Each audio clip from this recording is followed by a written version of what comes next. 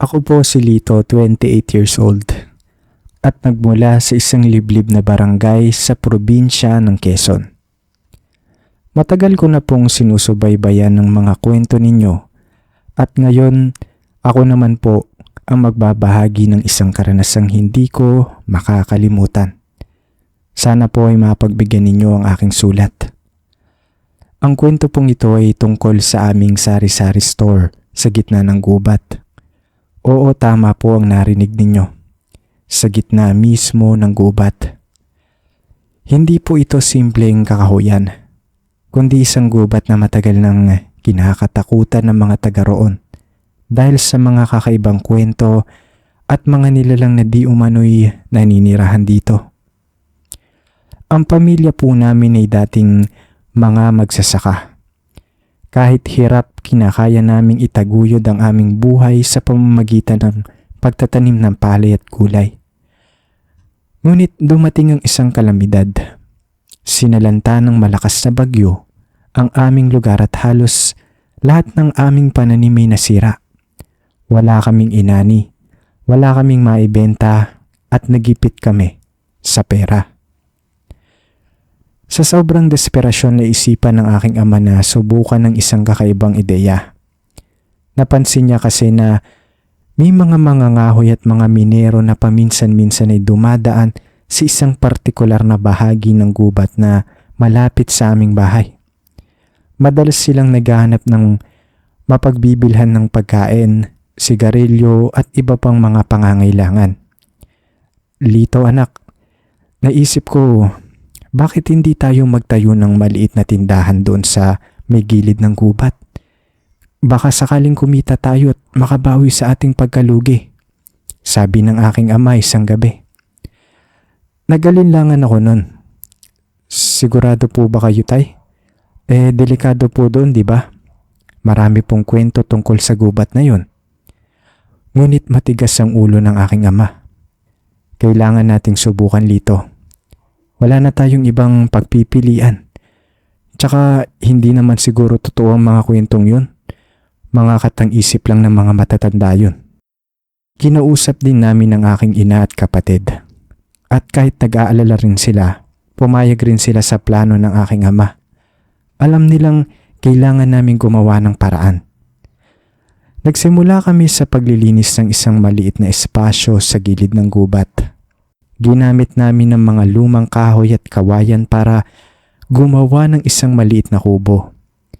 Hindi ito gaanong malaki pero sapat na para mailagay ang aming paninda.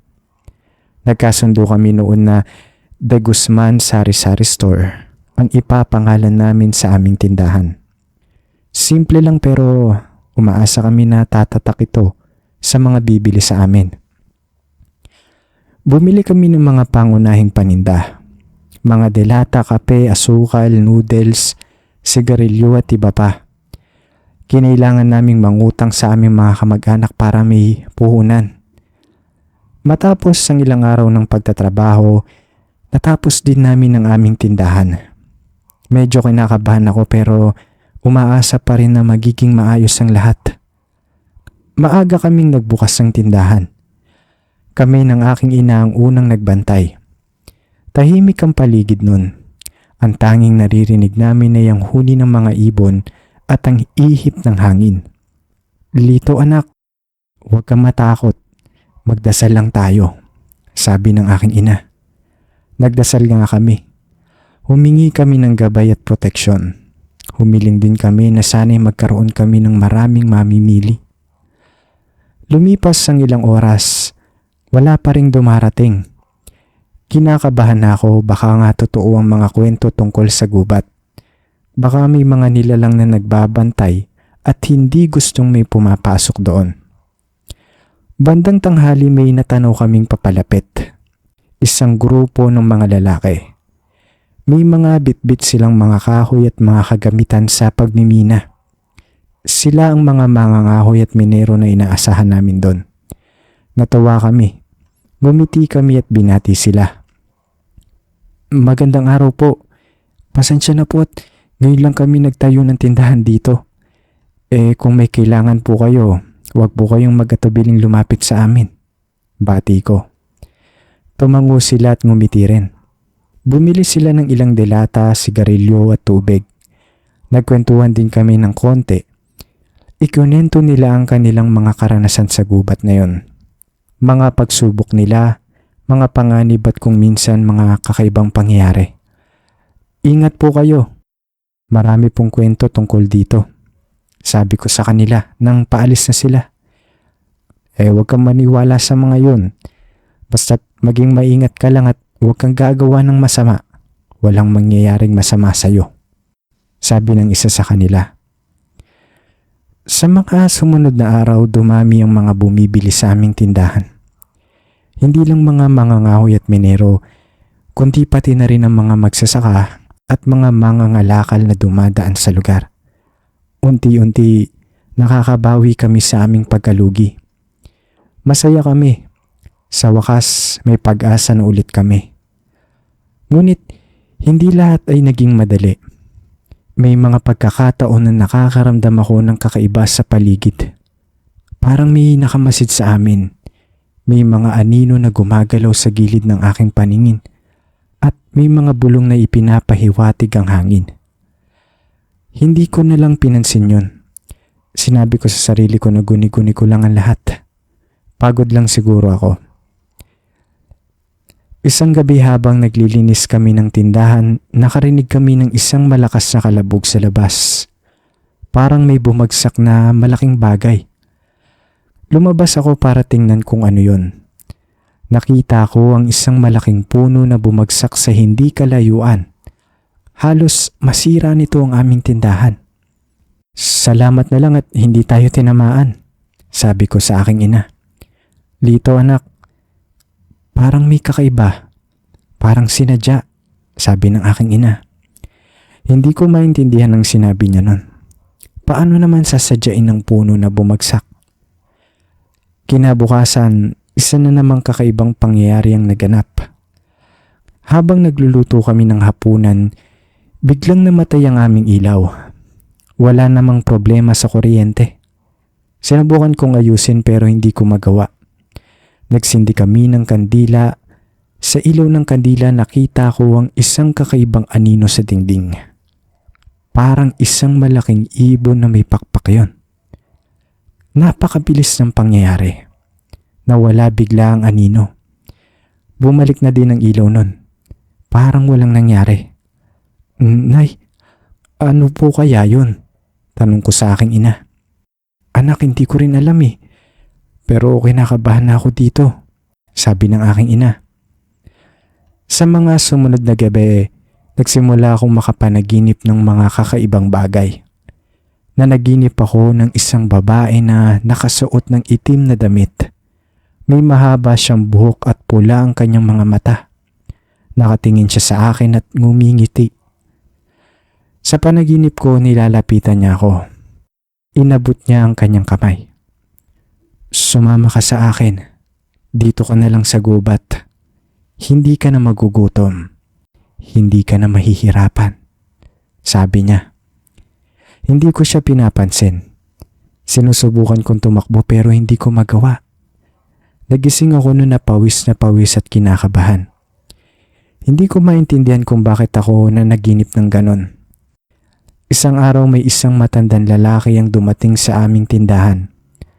Nakasuot siya ng tradisyonal na damit at may bitbit na tungkod. Mukha siyang isang albularyo.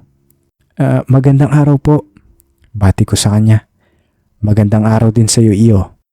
Ako si Mang Tomas. Dito ako nakatira sa gubat. Sabi niya. Nagulat ako. May nakatira pala sa gubat? Maupo po muna kayo. May gusto po ba kayong bilhin? Sabi ko. Wala. Gusto ko lang kayong balaan. Delikado ang lugar na ito. Maraming masasamang nilalang na naninirahan dito. Sabi niya. Alam ko po. Pero kailangan po namin magtrabaho.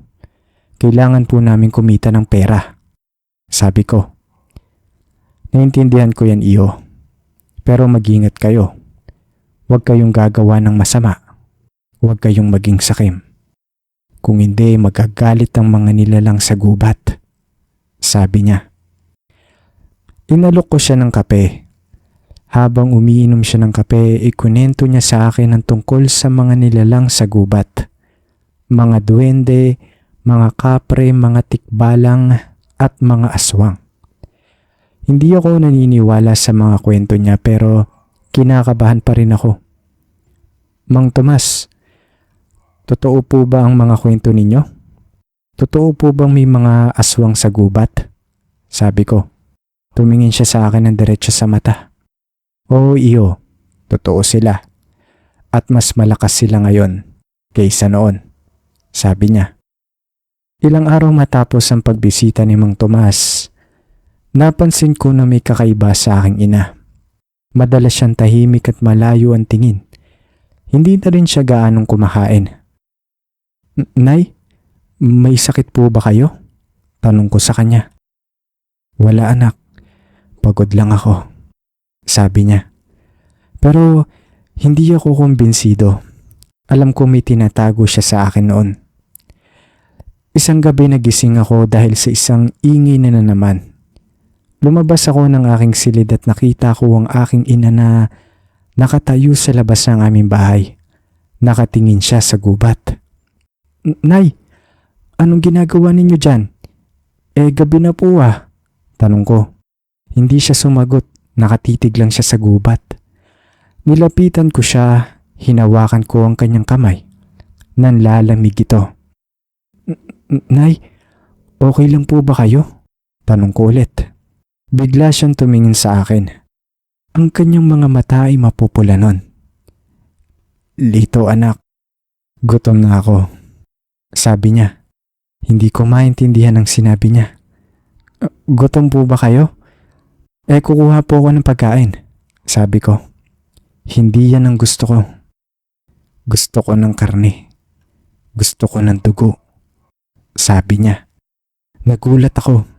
Hindi ako makapaniwala sa aking naririnig. Nay, ano pong sinasabi ninyo? Tanong ko.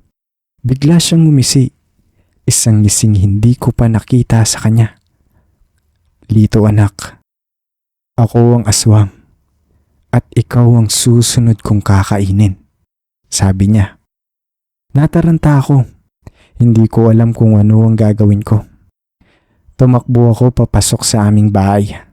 Kinuha ko ang aking krosopilyo at ang aking rosaryo. Bumalik ako sa labas. Nakita ko pa rin ang aking ina. Nakatayo pa rin siya doon at nakangisi pa rin. Itinaas ko ang aking krosopilyo. Umungol noon ang aking ina. Parang nasusunog ang kanyang balat. Napasigaw siya sa sakit. Sinamantala ko ang pagkakataong yun. Tumakbo ako papunta sa aming tindahan at kinuha ko ang aming kutsilyo. Bumalik ako sa labas, handa na akong lumaban. Nakita ko ang aking ina na papalapit sa akin. Ang kanyang mga mata ay nagliliyab sa galit. Ang kanyang mga kuko ay humahaba. Ang kanyang mga ngipin ay tumutulis din. Sumugod siya sa akin. Inilagan ko siya. Sinaksak ko siya sa braso noon. Umungol siya sa sakit pero hindi siya tumigil. Sinubukan niya akong sakmalin. Inilagan ko ulit siya. Sinaksak ko naman siya sa kanyang tiyan. Muli siyang umungol. Humina na siya. Bumagsak siya sa lupa. Hindi pa rin ako tumigil nun. Sinaksak ko siya ng sinaksak hanggang sa hindi na siya gumalaw. Nang mawala na ang kanyang buhay, bumalik sa dati ang kanyang itsura. Muli siyang naging aking ina. Napaiyak ako noon. Hindi ko gustong patay ng aking ina pero kailangan ko. Kailangan kong protektahan ang aking sarili. Niyakap ko siya, humingi ako ng tawad. Paumanhin sa lahat ng nagawa ko, sabi ko.